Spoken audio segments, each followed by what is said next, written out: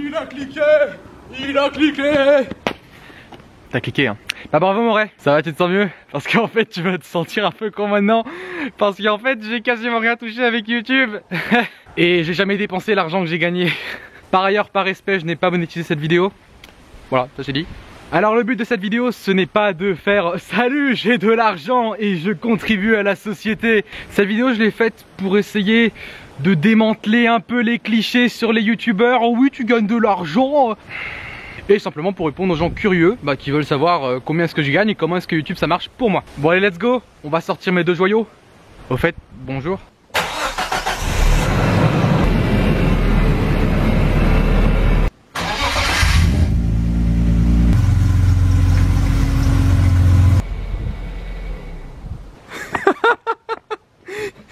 Oh, vous vous souvenez la dernière fois des tandems avec Primera? Juste après l'événement, j'ai lavé la voiture au jet mais ça a pas suffi. Uniprime Production. Ouvrez les écoutilles de la controverse.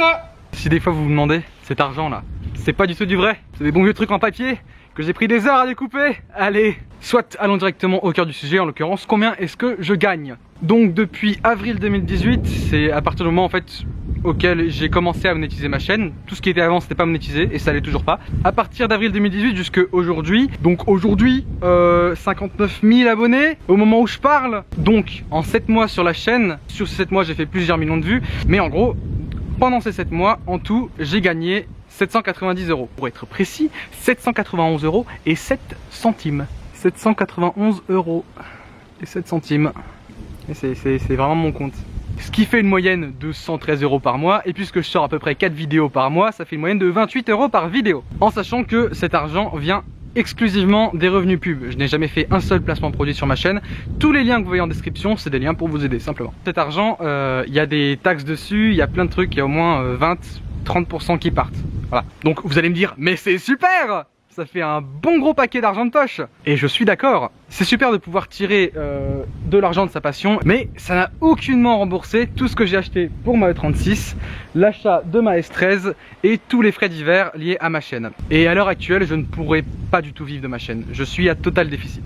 Parce que oui, les voitures, ça demande beaucoup de budget. Et en l'occurrence, ma famille a dû dépenser des sommes astronomiques dans ma voiture. Pour vous donner une idée de l'investissement que j'ai dû mettre dans ma chaîne et que ça demande beaucoup d'argent d'aller à ce niveau-là avec mes voitures. Ma famille et moi, on a mis à peu près 15 000 € dans ma chaîne cette année, dans la BM, dans la S13, dans les frais pour la chaîne, enfin pour tout. C'est beaucoup. Mais c'est de l'argent que ma famille a économisé pendant des années. Ils croient en moi et voilà, ils investissent. Donc du coup, 100 € en moins, 200 € en moins, 300 € en moins. Voilà, 791 €, c'est très bien, c'est un bon paquet d'argent, sauf que ma chaîne a besoin de beaucoup d'investissement, beaucoup plus que 790 €. Mais c'est ma passion, je m'arrêterai pas. Même si je gagne pas d'argent, je m'arrêterai pas. Je vous ferai plus tard une vidéo détaillée sur le budget pour que vous compreniez quel argent mettre au minimum et ne pas refaire mes erreurs. Juste pour ceux qui se posent la question, on n'est pas riche. Je vais vous sortir un petit graphique de l'INSEE en 2015 pour vous donner la référence, qui donne le seuil de richesse et entre 7 et 8 000 € pour un couple entier après déduction des impôts et tout ça. En l'occurrence, on gagne pas du tout ça. Nous, on est plutôt dans la classe moyenne, entre le milieu et le haut de la classe moyenne. Et en plus, j'ai d'énormes projets pour la 36, pour la S13, j'ai des trucs de malade de prévu, mais c'est juste que j'ai pas les moyens. Donc je vous propose une solution pour que vous puissiez voir un sacré pas en avant dans le drift et pas mal d'améliorations et voilà et une chaîne qui vit. Je vous propose une solution, justement c'est en train d'arriver de plus en plus en ce moment sur YouTube avec la démonétisation et tout ça, avec l'article 13 MDR. Je vous propose une solution, on appelle ça les placements de produits et les sponsoring. Alors je coupe tout de suite, je ferai pas de placement de produits pour des jus de fruits, hein. C'est pas lié à ma voiture. Non, si je fais des placements de produits, c'est pour des produits qui seront sacrément en lien avec ma chaîne, avec le drift, avec les voitures, tout ça. Ce sera pour des produits envers lesquels je crois, que j'utilise probablement déjà et que ce serait juste cool s'ils pouvaient me sponsoriser. Par exemple, l'installation des HSD, les combinés filetés ça coûte 800 €, hein, les HSD coûtent 800 € et j'adore cette marque, je me suis pas fait sponsoriser, mais si un jour ils pouvaient me sponsoriser, ce serait super quoi. C'est un produit en lequel je crois, il a une super bonne qualité et puis si je pouvais avoir un retour sur investissement, ça serait nickel.